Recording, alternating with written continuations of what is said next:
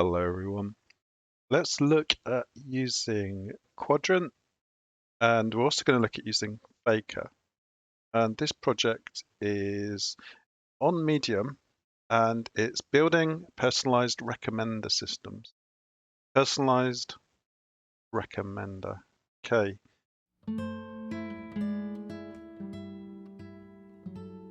So I'm going to stick to this tutorial, I think. First thing to do, which I've done many times before, is get Docker going, which is the Docker Qdrant image even. So I'll open up a new window, just run that in a separate process. If you haven't already got it, you just do Docker pull Qdrant/Qdrant. So that's installed Docker. Pip install Qdrant client, and that is the client that enables you to talk to the Docker vector data, the Qdrant vector database, which we've just initialized. Okay, pip install libraries. I've already got NumPy, but we'll just put it in anyway, just in case it's there. I've not used Faker before, so this is new to me. I think this is a good way to work because it's putting the emphasis on understanding the concepts rather than worrying about getting loads of data from somewhere, such as Kaggle. When you start using Kaggle, you can end up with really huge data sets, which fine, but to get started with, you probably don't want such a huge data set. Okay, so we'll do the usual, which is from Qdrant client import Qdrant client class, HTTP models,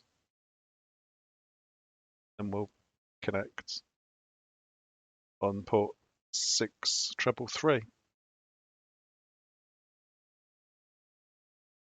So I've already got a directory set up for Qdrant recommender. This was something I was doing earlier. I'll just get rid of that.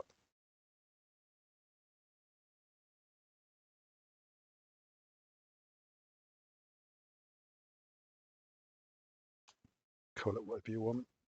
So we're just going to paste in the the code there to set up the client. You could run that. You could test these 3 lines if you want.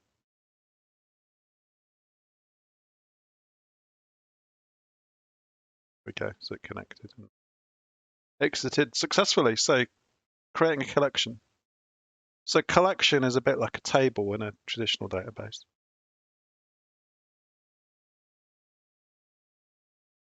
So my collection, let me just zoom in a bit. Is that better?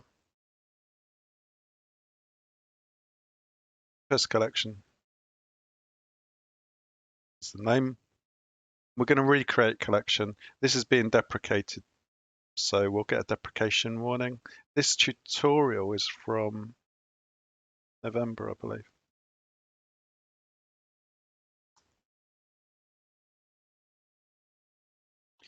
The best thing to do is actually delete the collection, and then you can just use create. We'll see the deprecation warning.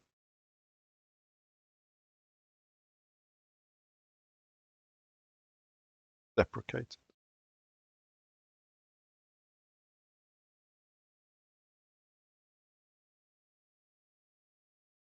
You could check for the existence, or you could just delete it anyway.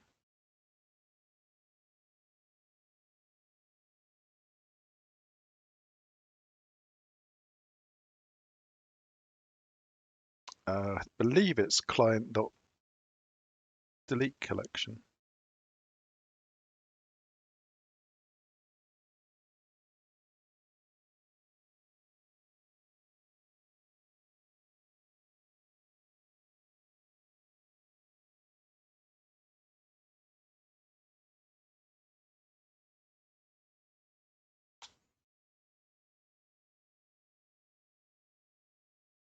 Okay, that seems to work.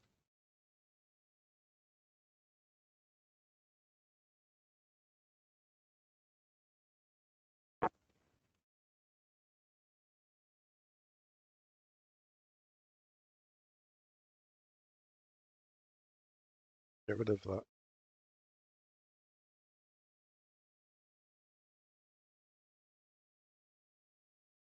Mhm. Already exists, so there we go. Without the delete collection, we get the error. Just put it back.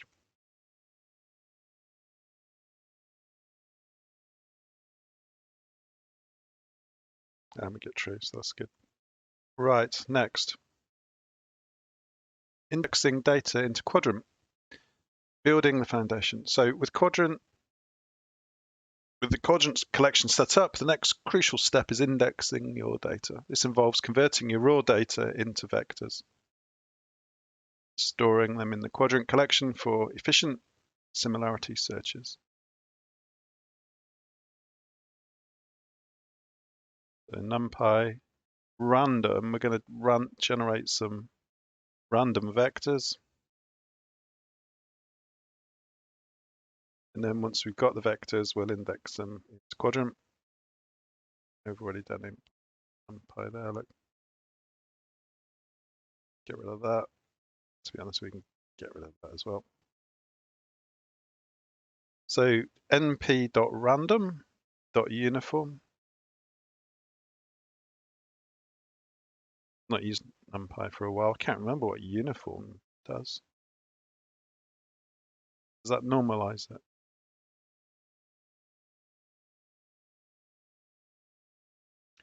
So indexing the data into Qdrant.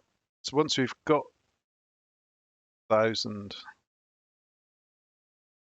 we'll upsert into the collection, which is my collection. Batch. IDs equals index. Vectors equals data to list. The data list output provides information about the success of the operation. So this is key here, data to list. You need to convert that to a list.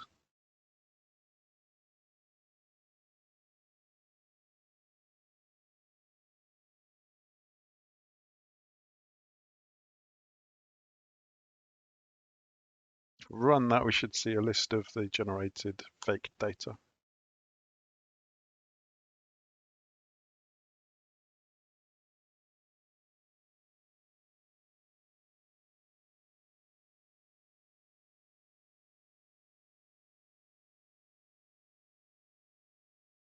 Data list output provides information about the success of the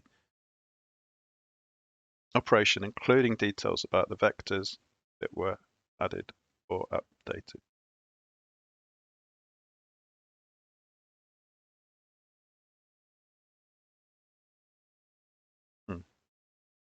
Okay. Enhancing data with payloads, adding context to vectors. So all we've done so far is generate some vectors.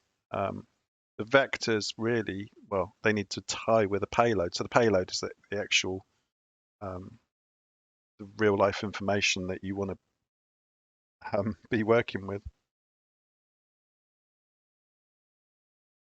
The vectors are just a means to an end. They're just something you can use to search against. To simulate a more realistic scenario, we use the Faker library to generate a diverse and rich, content-rich payloads.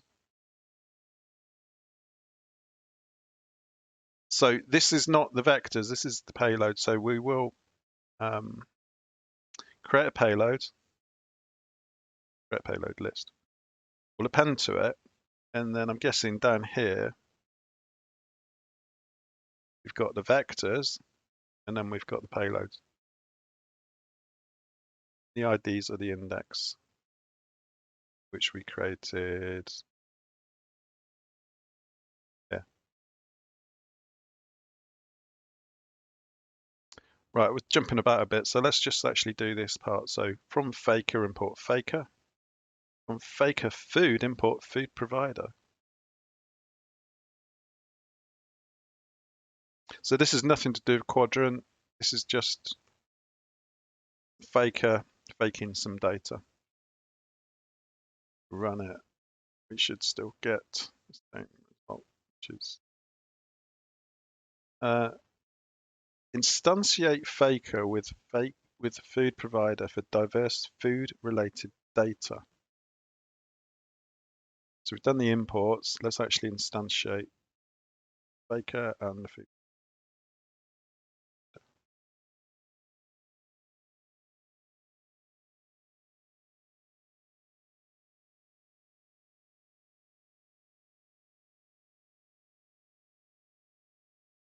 See anything. So payload, this is where we create the empty list to store the payloads. And then, so fake something dot name, dot ethnic category, dot dish description. These are all coming from Faker.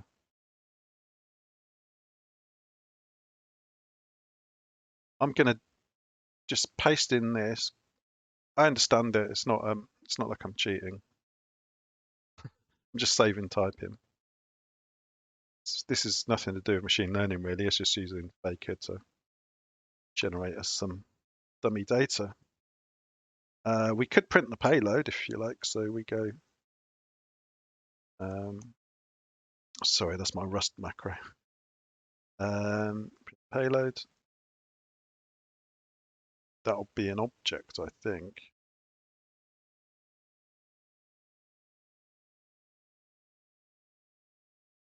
Oh, no, there we have it. I could pass that through jQuery, couldn't I? I'm not jQuery, JQ.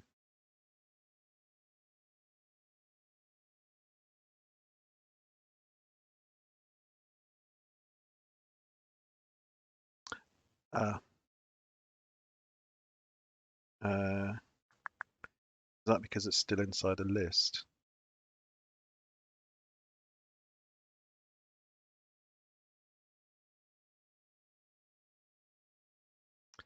Okay, I should just use pretty print.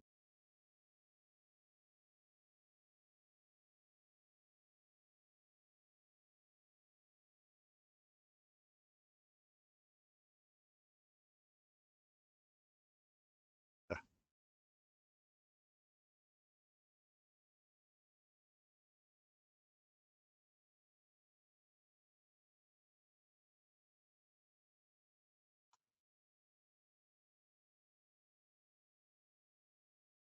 There we go, that's better.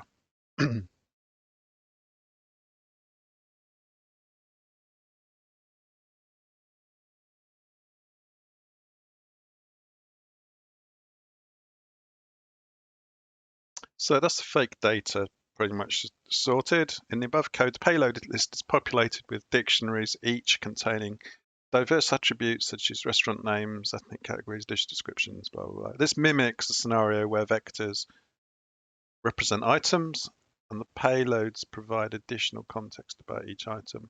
Because really it's the payload that will make sense to a human when we perform a search. So adding payloads to index data.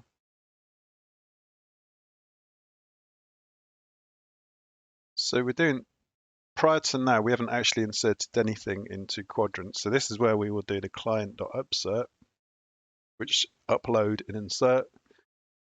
Collection name is my collection, which we've already, we've set my collection right at the start.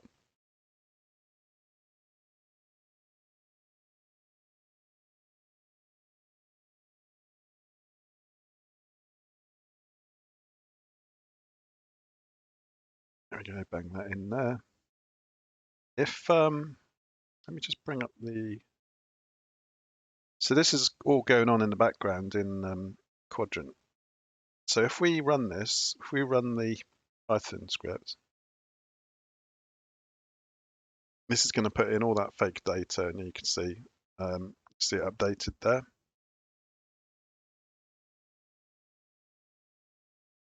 So it did put,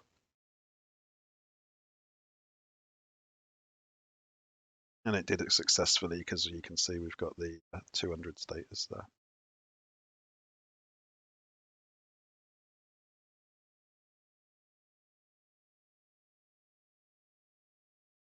So that's all good. Next, the upsert method is utilized again, but this time payloads parameter is configured with a generated payload list. This operation enriches the index vectors with additional context, creating a more comprehensive data set for personalized recommendations. Exploring similar vectors.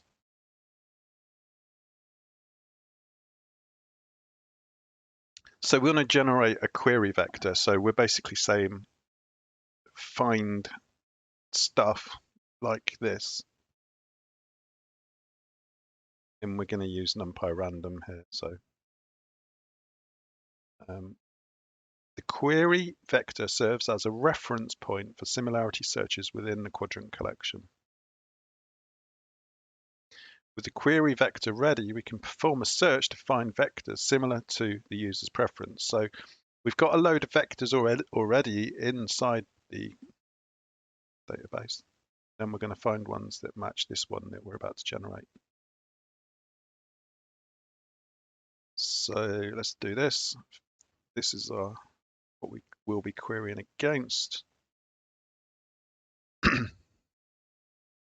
Sorry for the keep clearing my throat. I'm still recovering from you know what. Right, searching for similar vectors. Query vector search, that's just the variable name, equals client dot search. So the Qdrant API is great. It's just really so easy to use, really. And we're just going to find the top 3 results that match what we've just created.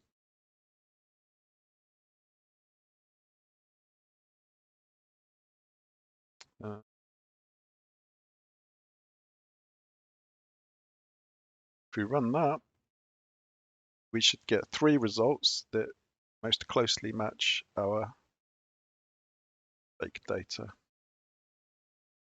Let's just look at Qdrant now. You can see we did a post. That was actually a 200 response. So we've got Souvlaki, Philadelphia Aki, the salmon nigiri.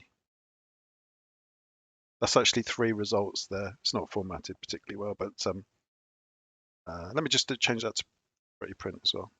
Just that makes all the difference is one letter.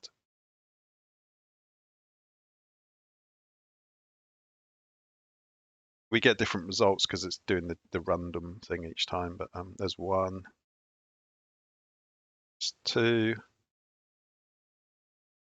and that's the 3rd. So you see scored point, scored. Okay. The search method is used with the specified collection name, query vector, and a limit on the number of similar vectors to retrieve. Filtering search results. In addition to basic searches, Qdrant allows you to apply filters to refine your results. In this example, we create a filter to find vectors associated with Australian foods. So we're going to find foods which are which have similar vectors, but also where the key, the country, so that's the fake data, the faker.country name equals Australia. So we're matching the vectors closely, getting the closest vectors, and this is basically it's an and. And we're going to limit the results to 2 this time.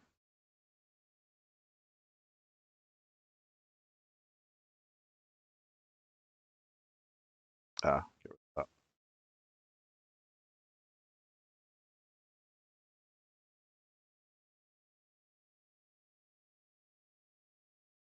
So we're still using, we're going to use place filter. Place filter is client search. It's going to search against this.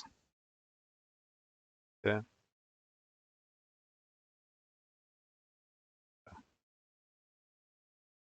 Right, let's run it. So it should find Australian foods with vectors that closely match the vectors that query vector search is not defined.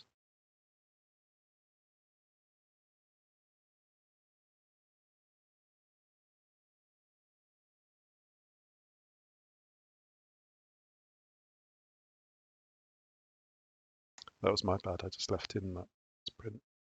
Now we can see it's found Australian dishes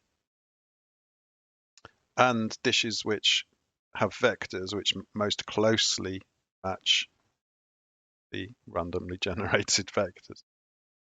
So this really showing the power of doing a vector search combined with yeah, text match, pattern matching against the key is country and the value is Australia. So let's just wrap up. Personalized recommendations, unveiling advanced features in Qdrant. Advanced features in Qdrant elevate the personalization of recommendations. The provided code demonstrates different recommendation scenarios from basic positive vectors to advanced techniques involving positive, negative, and filter-based recommendations. So basic recommendations. Foundational recommendation operation involves suggesting vectors similar to a given positive vector.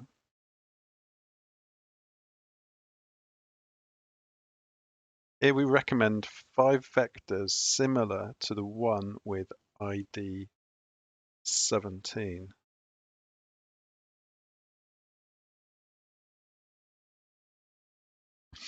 Okay.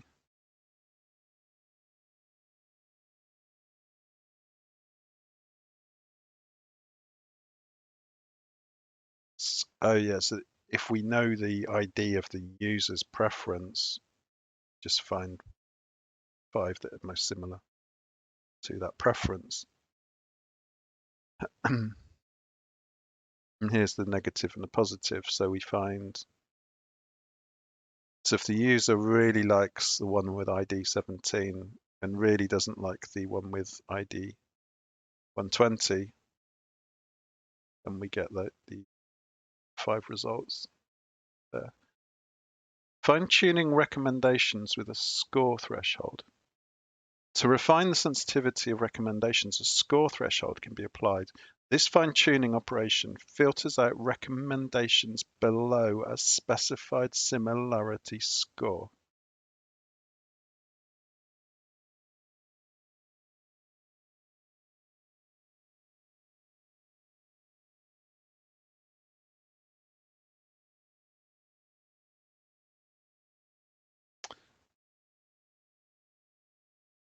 Let's try that. We should be able to do that without any issues because it's not doing setup. So we're just using client.recommend. And if you remember at the top, oh, do we not need to import recommend? Maybe not.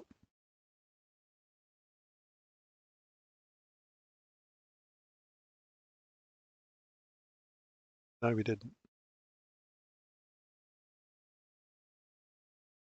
So the score there was 0.24, 0.28.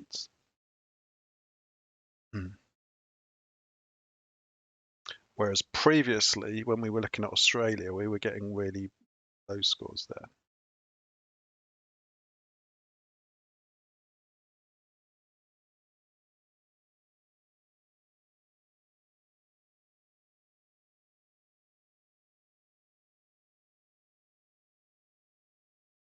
Recommendations based on specific filters.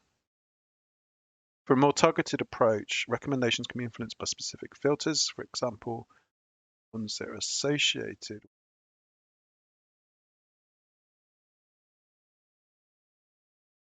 country.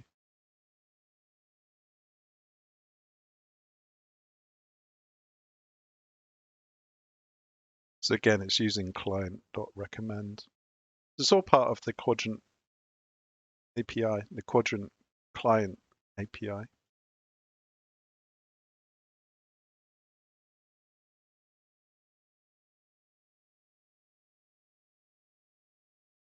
And it's got must, so match value.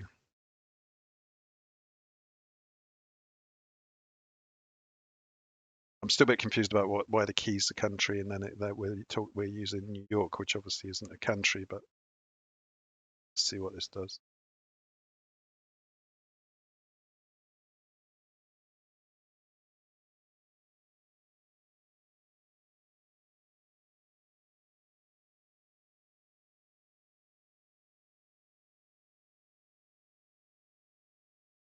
And it's returning empty.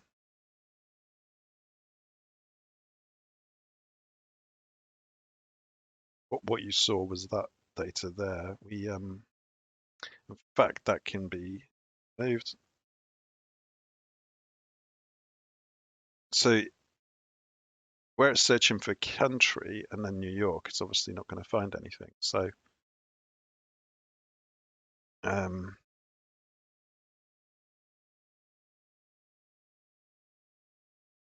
we could put France.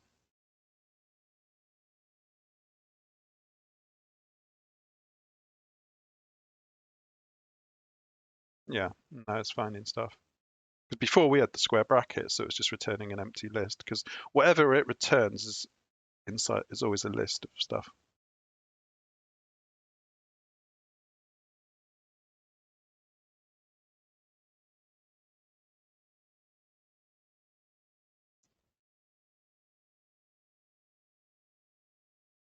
Qdrant's advanced functionalities options position it as a valuable resource for developers aspiring to redefine user experiences through personalized recommender systems.